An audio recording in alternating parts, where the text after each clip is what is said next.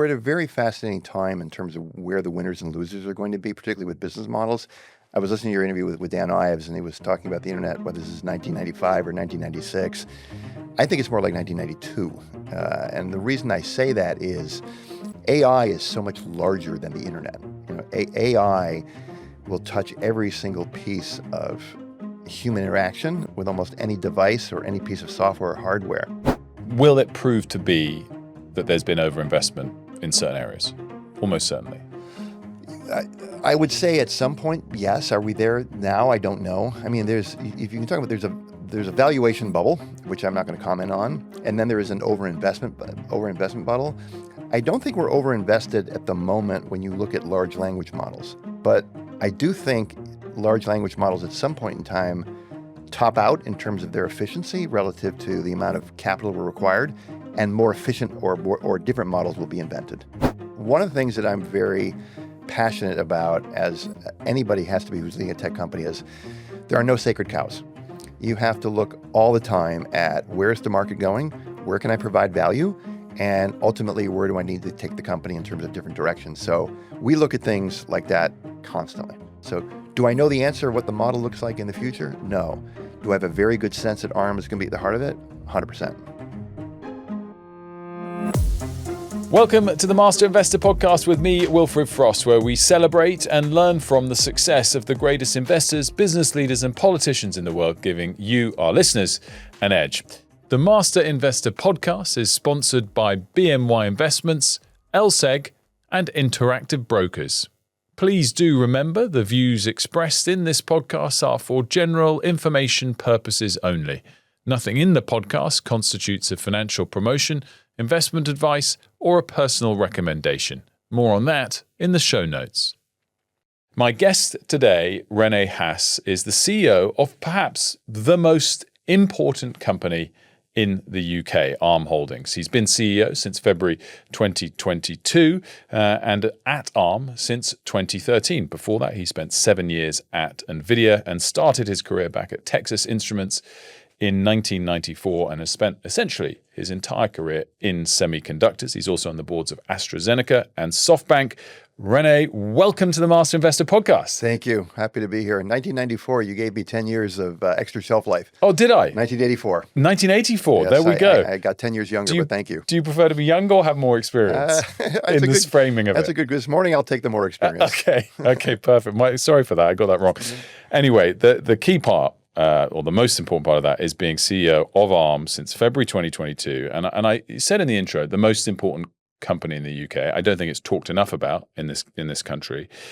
But I guess the first point, before getting to the importance, is to reiterate, you are a British company. A lot of fanfare and coverage that you listed when you IPO'd in New York, but you consider it a UK company, will always be a UK company? Yeah, I mean, the company was born in the UK, right? So we started in a barn in Cambridge. Our headquarters are in Cambridge. The vast majority of our employees in the company are in the UK. So by all accounts, we are, I'm proud to be a British company. And I guess I said that too as well, most important British company. That's, I guess, a slightly open debate. But my point on this is your chips, the chips that you design, appear in every device around us, here in this room, but around the world. If we define importance by ubiquity and popularity and quantity, then ARM is extremely important. Inside this little room that we're in right now with a number of cameras and video players, et cetera, probably 50, 100 ARM processors that are running all the machines. The ARM product is a CPU, which is the brain of every electronics device. So when you think about the importance of a brain to the human body, pretty important. And literally every electronic device uses ARM as its brain, whether it's a security camera, whether it's earbuds, data centers, as I said, inside this room, cameras. So by those definitions, yeah, we're quite important. So just for the uninitiated, another kind of setup question about what ARM does. What is a GPU? What is a CPU, you just mentioned? And why does the NVIDIA Grace Blackwell sort of sum up the evolution of the industry in the last 5 or 10 years and highlight to our listeners why ARM is so central to everything and so tied to NVIDIA, which is, the Goliath $4 trillion company that a lot of people have heard of. Right, quite a mouthful there. Yeah. So maybe a way to break it down is if you think about the semiconductor supply chain, it's quite disaggregated. What do I mean by that is there are companies that physically manufacture the chips, actually build the chips themselves. And for our world, there's really only three left that do it: TSMC, Intel, and Samsung. Then there are companies that design the entire system on chip. This is Nvidia, this is MediaTek, this is Qualcomm, this is Apple, myriad of companies who, end quote, build chips, but what they actually do is design the chip, and then the chip is manufactured, as I said, by TSMC or Samsung or Intel. So where does ARM fit in? We do the actual design of a component, and our chief component is the CPU, and we license that product to a company who's trying to put together an entire SoC. So again, we design the brain. We license the brain to someone building the chip. The chip is the body, the arms and the legs and the feet. And then someone puts it all together, the chip manufacturer. So where we sit in the value chain, Wilfred, is we do the design of the CPU, which again, as I mentioned, is arguably the most important component in every digital device. Every single electronic device that runs software has to have a CPU. That's just by definition. So you said, well, what is a GPU? A GPU stands for graphics processing unit. Traditionally, what they've done is run graphics. They draw triangles, they run images. So in a PC, the central processor runs all the software, and the GPU is what actually puts the images on your display. Now, what's happened over time is, particularly with AI, GPUs are very good at certain problems, AI being one of them. So Nvidia has had this huge explosion in growth around artificial intelligence, using their GPU as the engine that does the processing, but that GPU can't run alone. So they have a product called Blackwell. That GPU needs a CPU. That CPU, Nvidia calls Grace, is based on ARM. So when you think about Grace Blackwell, what is Grace Blackwell? It's a CPU based on ARM, designed by Nvidia, but using our intellectual property, using a GPU designed by Nvidia, and then ultimately built by TSMC. And that was such a great explanation, and I think it's going to be super helpful to everyone, including me, even though I've researched this tons. You mentioned their intellectual property. I mean, just again to dwell on this point, you are really a pure IP company. You make these blueprints, these designs, as opposed to a manufacturing company. And in that sense, innovation is at your very core. 100%. The company started in the early 1990s as a design shop, and there was a product way back in the day called the Apple Newton, and that was a PDA way ahead of its time. That PDA needed a microprocessor, needed a CPU to basically run the display in the machine and the actual unit. Back in the 1990s, what was very important? It had to be very low power, had to run on batteries, and it actually had to be fairly low cost and very efficient on heat, because you're putting this into a small device here and you don't want your hands to melt when you've got the PDA in your hand. There wasn't anything on the market that could fit that need. So there was a joint venture between Apple, VLSI Technology, and they went to a number of engineers who came out of a company called Acorn, early British computer company, and designed a custom microprocessor, a CPU, for that PDA. That was the Newton. Now, the Newton failed. The joint venture didn't really go anywhere, but ARM was born from that innovation. And the founders of ARM had a very brilliant idea back in the early 1990s was, we're not going to build this chip based on ARM. We have this design that's very good at certain things, low power, chiefly, and very efficient, and we're going to license it to companies who want to build chips around it. Again, back in the early 1990s, that was a crazy idea because there wasn't an ecosystem that allowed companies to really take the IP. There wasn't really a third-party ecosystem to design it. But what it did is it lowered the barrier for companies to actually adopt a microprocessor that a software ecosystem could be built on. So that's how the company was born. Robin Saxby, one of the founders of, not the founder of ARM, but one of the first CEO, he wanted to build a global standard for CPUs, and that was his vision for ARM, and it came true. And just to dwell again on the location, over half, I think you said, of your headcount is in the UK, particularly in Cambridge. Is that still the right place in the world to do this sort of innovation work? Yeah, it's a wonderful question. Microprocessor design is really hard. really, really hard, and getting very, very good at it in terms of building products and generations and iterating is very, very hard. So when you build a critical mass of people in a location who can understand how the architecture is designed, can teach engineers how it's built, and can bring on new legions of engineers, it's huge. We've been in Cambridge ever since we started, early 1990s, so 30 plus years.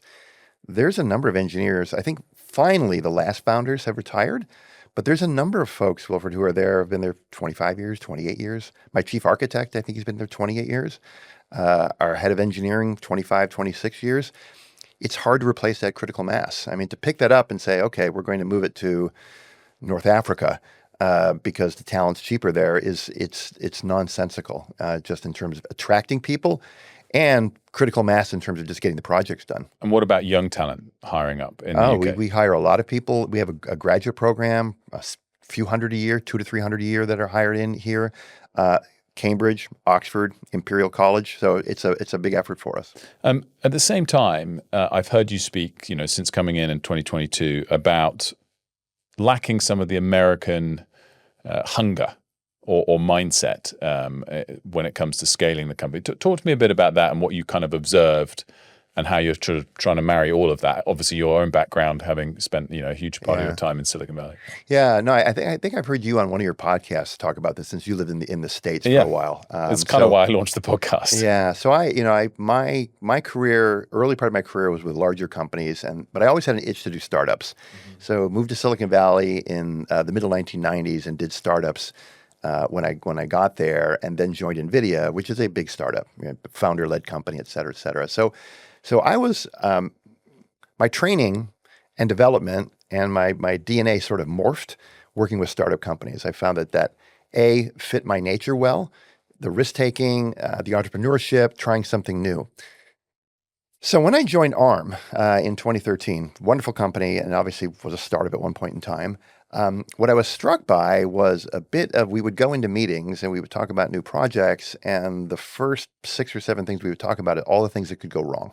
Right, all the things why were the reasons that we shouldn't do this? And I don't know if that's a British thing, I don't know if that was an ARM thing, but I've definitely sensed it working on both sides of the pond, that for whatever the reasons are, and you were born here, you can probably say better than I can, there definitely is less appetite for risk, and maybe that comes from less of an appetite for failing. Whereas in Silicon Valley, if you fail to some degree, it's a badge of honor. Here, I didn't sense that as much, and even inside ARM. So one of the things I've really tried hard to do since I took over in 2022, and even before that, was inject some of that Silicon Valley appetite for risk, moving quickly, making mistakes, but still keeping the things inside the ARM culture that are amazing. Super bright people, highly innovative, highly collaborative. So I've tried very hard to mix them both. I love that. And it's clearly worked, and the share price has performed very, very well. And this brings me to my next question, which is not a valuation multiple question, which maybe we'll come to. More, I guess I'm getting to the business model point, which is that ARM has been incredibly successful. Valuation today, $120 billion or so. But you mentioned a couple of other companies already that are as central, as exposed to this AI revolution as you are. TSMC is worth 1.5 trillion. Nvidia worth 4.5 trillion. I guess my question on this is, you're so central to the extraordinary success that they've had. Is it a bit unfair that you're only worth 120 billion?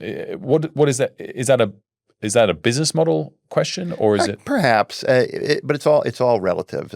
Your success has been huge as a company, so relative is the right point. I'll put this bit of context of what we've been trying to do in terms of ARM, in terms of growing our position, which has been pretty dramatic for the last number of years. So our business model is licensing, and that essentially is customer wants to use its technology, they pay a license fee, and then on every unit shipped, we collect a royalty. The royalties had been very modest in the early years. And for some senses, that was a very good thing, because what it did was it allowed the architecture to proliferate. Many people used it, low friction, et cetera, et cetera. But when I took over, I looked at, well, what are the things that we can do that can grow the top line and the bottom line, but also at its core, deliver more value. And one of the things we looked at was the IP as a CPU is one component, but there are many things that we deliver with the CPU to build a full system on chip, and these are different aspects of IP. We started to put them together into what we call compute subsystems, and this is blocks of IP. Let's say Microsoft wants to build a 128 core chip. We actually provide the entire 128 cores together. We verify it, we validate it, we provide all that value to the customer. That drives much better royalty rates for us. And as a result, we put a very high focus on delivering more value, and the royalties have really, really grown. So the proof point of that is 30-plus-year-old company. It took us 20 years to get to $1 billion in revenue. It took us another 10 to get to 2. So now 30 years to $2 billion. It took us 2 years to get to 3, 1 year to get to 4. So we're growing. And that's a combination of the strategy has been working, and we've been able to get into new markets such as Grace Blackwell, into data centers, into AI. So we'll get there. When I was at Nvidia 20 years ago, and our market cap was 20 billion when I started, and it was 20 billion when I left. Yeah. Went up and down during the time. In our industry, it does take time. I don't want to play the valuation game, but in terms of ARM's long-term growth prospects, I'm incredibly bullish on it. It's a really interesting point, that accelerating growth. I guess the question that then always follows is whether or not you should, or you're considering manufacturing chips more yourself. And it's always sort of rumored, you do talk about it a little bit. Is that something that fits with that and follows on from that question, or is it not really worth it? It could. And to be, just to put a fine line on it, manufacture chips, in other words, will I build a factory like TSMC? No. It's $30 billion of CapEx. Even my boss, Masa, doesn't really have the appetite for that. But could we design what Nvidia does, the full system on chip? Potentially, because some of these chips now, Wilfred, if you look at all the intellectual property that's inside them, in some cases, 95% of it is ARM. And if we can provide something to the market that allows our end customers to get to market faster and sooner with a better product, we'll look at it. One of the things that I'm very passionate about, as anybody has to be who's leading a tech company, is there are no sacred cows. You have to look all the time at where's the market going, where can I provide value, and ultimately where do I need to take the company in terms of different directions. So we look at things like that constantly. And I guess the rumor, or everyone's very focused on, is OpenAI as a potential partner, and not least because of the kind of tie-up as well with SoftBank and Masterson. Is that far down the line? Is it close? What's the kind of update there? They're a wonderful partner. One of the benefits of having SoftBank being a chief owner is alignment with your biggest investor, Masa. He's all in on AI, as we are at ARM. He's very big on OpenAI, as are we. OpenAI is a magnificent company, and they're doing things all across the value chain. Obviously, what they're doing with the models is obvious, but they bought Johnny Ive's company, I.O. They've got some interesting ideas there. There's a lot of ways we can partner with OpenAI. And do you think it would upset your other core current customers like Nvidia? One of our challenges, we were chatting a little bit earlier about upsetting different people in the ecosystem. Everybody is an ARM customer. Literally everybody is an ARM customer. If you were to ask me, well, who doesn't use ARM, I would have a hard time answering that question. Mm-hmm. So we think about that all the time. If we are going to go off and do X, is it going to upset Y? Give you an example. The three largest ecosystems for software are Android and Chrome, Windows, and iOS. They all run on ARM.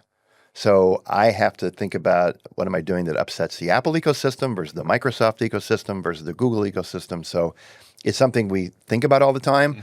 And I'd like to think we're pretty good at navigating through that.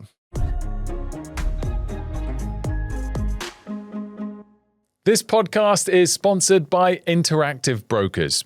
Building wealth starts with the right broker, and Interactive Brokers helps you reach your goals with powerful tools, global market access, low costs, and unmatched financial strength. That's why the best informed investors choose IBKR. Learn more at ibkr.com/master investor.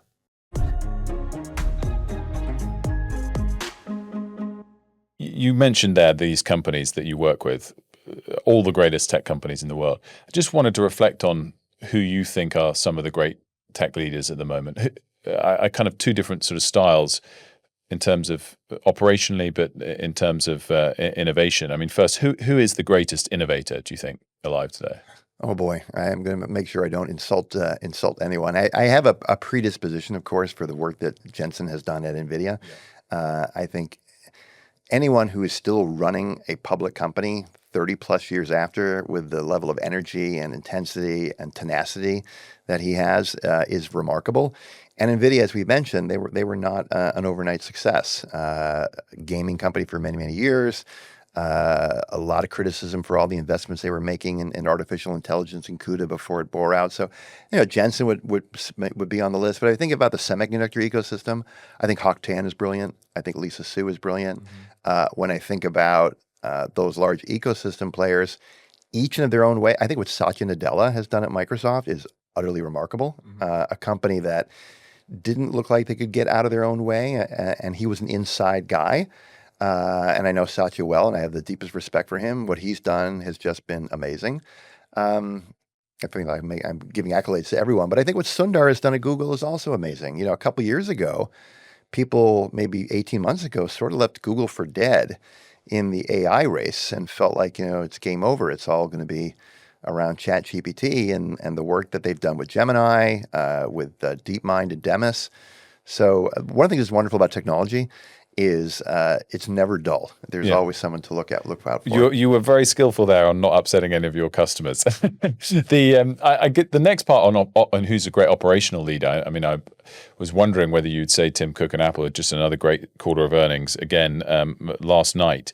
But what I think is so interesting when it comes to Apple is how core they were in ARM's history. And again, I heard you talking about this on the AQ2 podcast. And talk us through how all of a sudden things changed when the iPhone came along and how central you guys were to that. Yeah, so Apple has an amazing history of making market makers, if you will, relative to the end products. And if you go back in time, they were historically, if you go back to Steve Jobs' time when they were building early Mac products, they were all based on Motorola and then something called PowerPC. And which is now an extinct entity, but that was an IBM and Motorola joint venture, and Apple was involved in that as well in terms of using the product. And literally overnight in our world, they flipped over to Intel, and everything went away from PowerPC to Intel. And Intel at that time was the dominant supplier in the Windows ecosystem, and Apple did a lift and shift of their operating system away from PowerPC to Intel. Huge event. So the penny drop moment for us was at the moment where Apple was looking at, we want to build a mobile device. All of our software, our complex software, is written on Intel for Mac OS. Do we take Mac OS and try to put it into a mobile device, aka an iPhone? Back then, they were building the iPod. The iPod was based on ARM, because we were really good at that, right? Runs off a battery, had a number of complex things to go off and do, but it wasn't a computer. But the big leap they made was we're going to build basically a handheld computer that looks like the capability of a MacBook, but fits in your hand, aka the iPhone. And the big debate inside Apple was, do we stay with Intel? Or do we try to go from the iPod, which is this ARM-based thing? And they chose ARM, which was a wonderful outcome for us, obviously. And that is where ARM became the global standard in smartphones.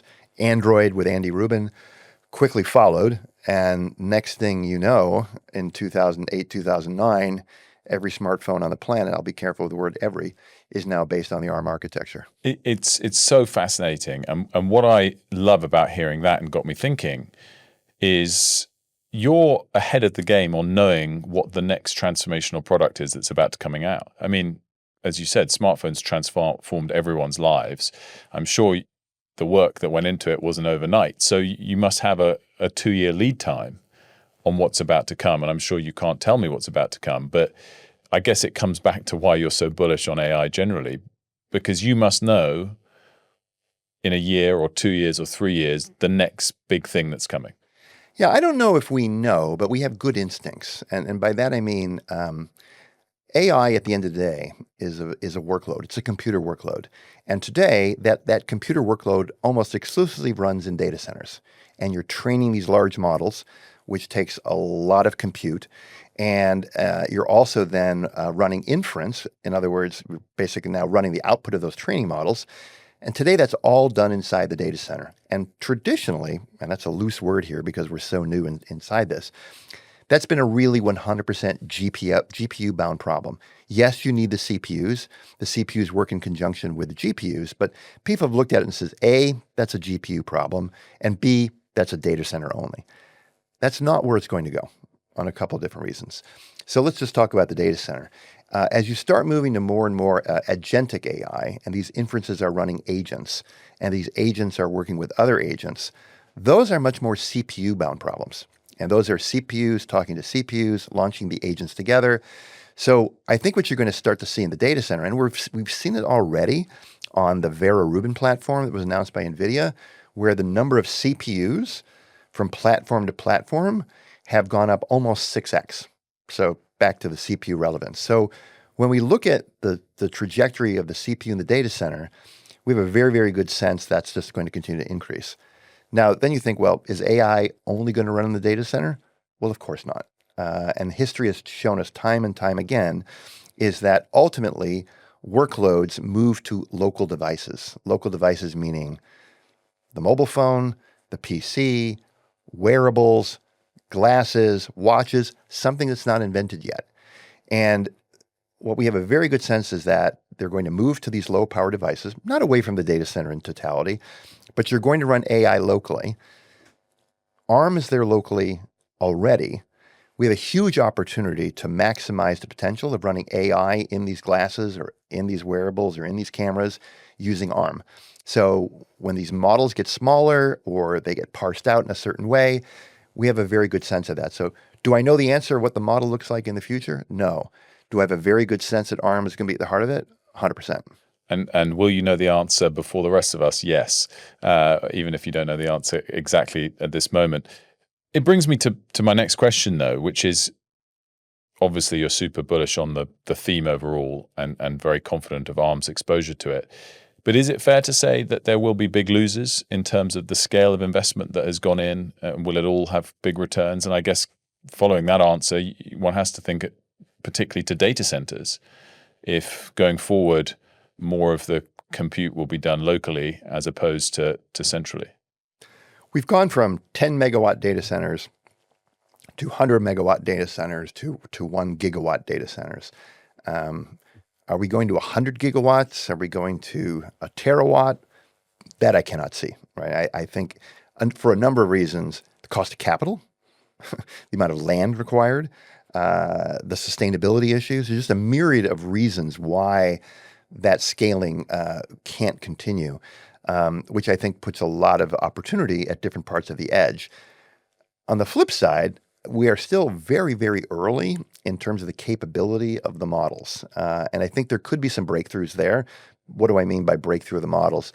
Today, everything is based upon a large language model. And that's exactly, a large language model is exactly what the words say they are. It uses words to solve certain level of problems. Not every kind of problem uses language to get solved. What do I mean by that? Physics problems, medical problems, biological problems, they may be more attuned, and Jan LeCun talks a lot about this in terms of different kind of models potentially emerging that could be very specific for certain areas of domains. They may not use as much energy as the current large language models do. So I think it's very early days for people to project and say, oh my gosh, yes, this scaling is just going to continue until the end of time. History has also told us that that doesn't happen. And there's also a huge amount of innovation going around it. So I think the next number of years are going to be fascinating in terms of where things are going to go. And again, it's not just because I'm the CEO of ARM. Everything needs to run through a central processing unit anyway. So we have a bird's eye view and a huge opportunity to direct where that goes. But I guess just to follow up on that point, will it prove to be that there's been overinvestment in certain areas? Almost certainly. I would say at some point, yes. Are we there now? I don't know. I mean, if you can talk about there's a valuation bubble, which I'm not going to comment on, and then there is an overinvestment bubble. I don't think we're overinvested at the moment when you look at large language models, but I do think large language models at some point in time top out in terms of their efficiency relative to the amount of capital required, and more efficient or different models will be invented. I know you don't want to comment on the bubble territory and the valuation multiple specifically for your stock, including ahead of earnings. But I guess one takeaway from it is you can't blame you for listing in the US where you can get a very steep PE in your sector, which you wouldn't have got here. Yeah. I mean, that's a fair observation. I think so. I mean, at the end of the day, one of the things we looked at very hard was access to a lot of capital. Yeah. And ARM, we felt was going to be in the league of a company that wouldn't want and need access to capital, which is why listing in the U.S. markets at the time we did it, we thought made the most sense. Mm-hmm. Just one final question on this sort of industry overall. If we all use more AI compute power at the edge locally going forward, as opposed to in the cloud, does it then suddenly, if we think of Apple, so much has been, it's more of a services company over the last decade, and you shouldn't think of it as a hardware company where you only lay down $1,000 once every 3 years, even if that's actually how you transact. Does this make it more about the hardware again? I mean, if we're doing it locally, will it matter the product that individual consumers are buying much more again? There's more risk, I guess, associated with Apple again. It certainly could. We're at a very fascinating time in terms of where the winners and losers are going to be, particularly with business models. I was listening to your interview with Dan Ives, and he was talking about the internet, whether this is 1995 or 1996. I think it's more like 1992. And the reason I say that is AI is so much larger than the internet. AI will touch every single piece of human interaction with almost any device or any piece of software or hardware. If you think about the internet today in terms of how it's being used relative to booking flights, ordering groceries, making doctor appointments, if you were to look back in the mid-1990s and try to pick winners around those applications, impossible. What's changed now is that the big guys are really big, right? Amazon, Microsoft, Meta, Google, and Apple, of course. So in one sense, it's a little bit hard to think of a world where they're displaced, just because the gap is so large relative to their access to capital, the size of their market, their access to the consumers. Now, OpenAI has got a lot of ambition to try to change that, and we'll see. But I think one thing that may be a little different this time is that the past winners may still be the next set of winners, just because of the size of their scale. Mm-hmm. That's really, really interesting. The scale is certainly enormous. The scale is so enormous. It's so different this time than it was last time.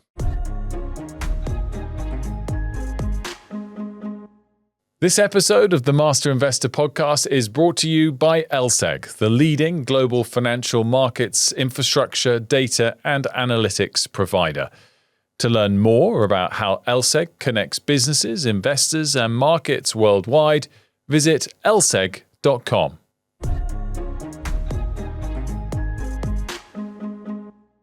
Hi guys, it's Wilf. I hope you're enjoying this episode. Just a quick reminder to please hit follow or subscribe on your podcast or video app so that you never miss an episode.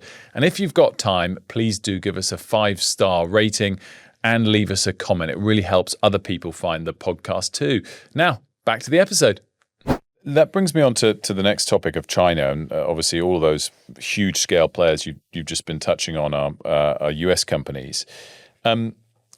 Is it fair to say that China has a couple of companies that are as good or close to being as good or not? Huawei is an amazing company, just an amazing company. They are highly vertically integrated. They build networking equipment. They build cell phones. They do a lot of work in software. So they have amazing capability, as does Alibaba, as does ByteDance, Tencent. The challenge that Chinese companies have is that compared to 10 years ago, their access to the rest of the world markets is much less than it was. But from a technology standpoint, they have amazing capability. And when we talk about the advantages that China has versus the US, a lot of people talk about energy costs. Is that the main one, or are we overlooking talent or other factors as well? Certainly a big advantage just in terms of pure access to energy. But the U.S. actually has a lot of energy. But one thing China is much better at the U.S. is building things really fast and moving through a lot of red tape. What do I mean by that? In the U.S., to move power from a 100-mile facility, you have a substation, let's say 100 to 200 miles to an area where you have a data center, and let's say you don't have transmission lines. You have to get individual permits and approvals from counties and villages and towns. That's a huge bureaucratic process. Huge bureaucratic process. Now, the U.S. government is trying to help. Where there's federal land, they're trying to make that easier. I lived in China for a number of years. I can assure you that my observations in China is that when they want to build something, it just sort of gets done. Mm-hmm. And there isn't a butterfly study that's done in terms of migration or anything relative to what other impacts might be. They just decide to build it and then it's done. So to your question, they have a big advantage in terms of energy, but they have a big advantage in terms of how fast they can build things, how quickly they can put up infrastructure. Mm-hmm. It's remarkably fast. And talent as well? And let's go now on talent. China's 1 billion plus people. And they have a huge access to talent in terms of people coming out of the university system, entrepreneurs who may have been in the West and went back to China. So yeah, they absolutely have the access to talent. And I guess it comes to my next question of, so where do you stand on the cut them off, try and contain, or embrace them and try and have them build on our tech stacks or Western tech stacks? Yeah, I've said publicly many times that I believe global ecosystems raise all boats. And back to when ARM had started, Robin's mantra was for ARM to be the global standard. When we have open markets, when the world is flat, that's the best actually for the West. When you start putting up artificial boundaries or walled gardens or areas where you have two different ecosystems, actually innovation tends to slow down. So I'm a big believer in open markets. And I guess in light of that, I mean, it's interesting timing, of course, the UK Prime Minister's in China as we speak. Those moves you think are sensible, but it sounds like, but with open eyes at the risks? I think, yeah, you have to go in with your eyes wide open. Fair trade is super critical. Openness to markets is also super critical. So I think that's key to any time you've got, end quote, an open ecosystem. You also have to ensure that the playing field is level and fair. And if exports are allowed from one country to another, it should be a quid quo pro. And I guess just to continue on the sort of nationwide comparison, we've touched on why you love the UK for ARM. What are we lacking versus that list of China and US's assets to not build the next ARM, but to build the next sort of hyperscaler? Yeah, scale matters, unfortunately, in this world. The UK is not at the scale that the US or China is. But I've been very encouraged by some folks inside in the government, Peter Kyle, Liz Kendall. They've been very aggressive on this point, looking to do some things around data centers in the north.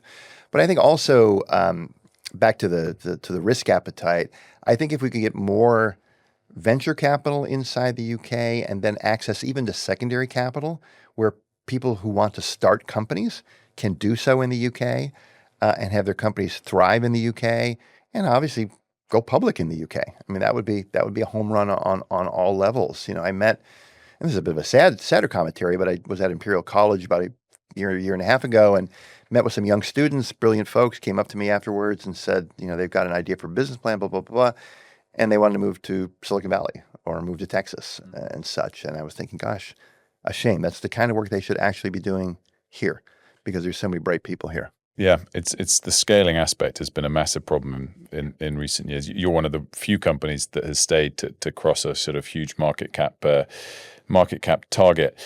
We've got only sort of 5-10 minutes left, and I just wanted to talk about innovation generally and how, as a leader, you keep making sure that the innovation comes every year and you don't get stale from it. I saw one quote that you kind of were applying to some of those, I guess, tech companies that do fail at some point, and that was a mindset of good enough. Yeah. And how do you then make sure that's not the mindset that people adopt after great success has already come their way? Yeah, there was a famous book from Andy Grove, Only the Paranoid Survive, and I certainly felt that doing in startups and working for Jensen. On a personal level, I definitely have a FOMO problem when it comes to new technology. That's why I love living in Silicon Valley. My chief of staff can attest. I overextend myself in terms of if I see a new startup or get connected to somebody working on something innovative, whether it's around a language model or AI for chip design or photonics or something of that nature, I'll take the meeting because I always want to learn and understand and have a sense of what's going on inside the ecosystem such that we don't miss out. And that's one of the benefits also of being connected into SoftBank. SoftBank's a huge investor in terms of the tech ecosystem. And we're looking all the time, whether it's around robotics, whether it's around different areas of innovation. I think you have to keep your eyes wide open for the next great company because in this world, innovation happens so quickly, and it's not always organic. So I spend a lot of personal time on that. Another sort of area that I've heard you talk about was in the 90s, early 2000s, all the capital that was going into tech kind of got diverted away from semis and into software. And that was one of the many factors that provided an opportunity for you guys to still be spending great deals on innovating in an area that suddenly then came back into vogue. Do you look at the ecosystem now and think, oh, that's happening again over here?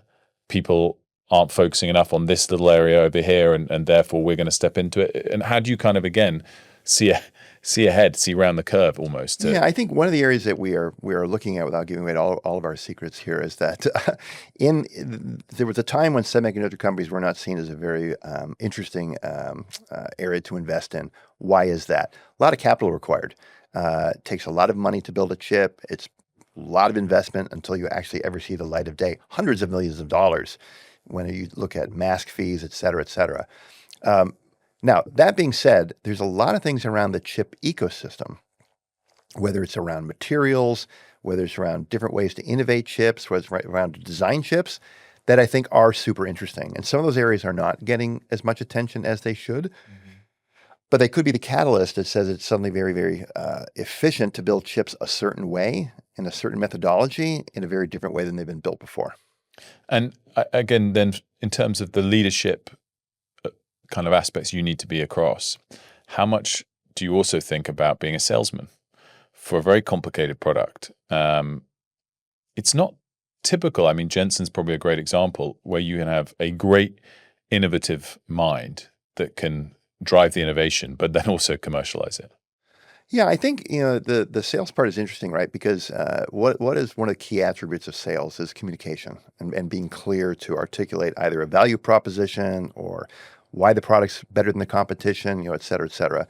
That applies a lot in terms of when you're communicating to your own teams and your own people. I lead a 10,000 person company, right? So I can't be involved in everything at all. But making sure that I clearly articulate what the vision is, what is the strategy we're using to execute that vision, that people can clearly understand it and then articulate that down to their teams is incredibly important and critical. Now, is that a sales skill? To some extent, it is when you think about the areas that are kind of important in terms of leading teams. So I think both are critical. I think if you can do both as far as a technology leader, communicate clearly what the vision is, what the strategy is, what you're trying to get done, and then also understand the speeds and feeds and the bits and bytes and how to articulate that when you're sitting down with engineers. If you can do both, that's magic. Mm-hmm. And then my final question, Rene, which is, again, just rounding off this sort of advice section for our listeners, is to young people. Because actually, particularly, I know this is across all Western countries, but particularly in the UK, and we've been covering this a lot on Sky News, how kind of disorientating it is for young people who maybe did all that they were told to do, this course, this exam, have their degree, but the world has changed. And what is your advice to young people today with the things that are changing in the world and in the economy of what they need to study and be prepared for as the world changes around us? Yeah, the world is always changing, as that's history. Probably not at a pace that we've ever seen before. But if I was to give one piece of advice, is not to be afraid of AI, but to embrace it and deeply try to understand where it can be leveraged in the areas that you find curiosity and interest around. I've always told people ask me a lot of times, oh my gosh, when you were in your 20s, 30s, did you anticipate being a CEO? Was that your life goal? I said it never was. But one of my life goals was doing interesting work, and I was intellectually curious and wanted to try new things. By doing those things and being a hard worker and spending a lot of time at it, opportunities fell into my place. So I would advocate that for young folks. Find what you're curious about, learn as much as you can, try new things, because that exposure, and then with an overhang of AI, because AI is going to be everywhere, that's the advice I would give. And just one follow-up on that. If you're 16 years old and you're choosing your A-levels, or you're graduating from high school, picking your specialization at university, what are the courses that ARM looks for when you hire graduates? We still look very, very hard at computer design, hardware design, computer science. I think computer science is an area where AI will accelerate and probably be able to do more work than have done in the past. But things around physical design, making things, et cetera, back to the physical AI, that's not something that the models still aren't that great at. And I think it's a huge area for opportunity. Well, I'm glad I graduated 20 years ago, because all of that stuff Me too. straight over my head. Rene, it's been such a pleasure. I know you're incredibly busy, so to have this 45, 50 minutes with you has been a real thrill. Thank you so much for joining us here on the Master Investor Podcast. This was great. Thank you so much. Make sure to subscribe and hit follow if you haven't done already. Next up on the Master Investor Podcast, we'll be speaking to Shonali Basak, formerly at Bloomberg, now Chief Market Strategist at iCapital. Make sure to stay tuned for that one. But for now, our thanks again to Rene Haas. Thank you. The Master Investor Podcast is sponsored by BMY Investments, LSEG, and Interactive Brokers. Please do remember the views expressed in this podcast are for general information purposes only. Nothing in the podcast constitutes a financial promotion, investment advice, or a personal recommendation. More on that in the show notes. This podcast is produced by Paradigm Productions and Master Investor Limited in association with Birdlime Media. If you've enjoyed the show, please do subscribe on YouTube or click follow on your podcast platform, and you'll be automatically notified each time a new episode drops.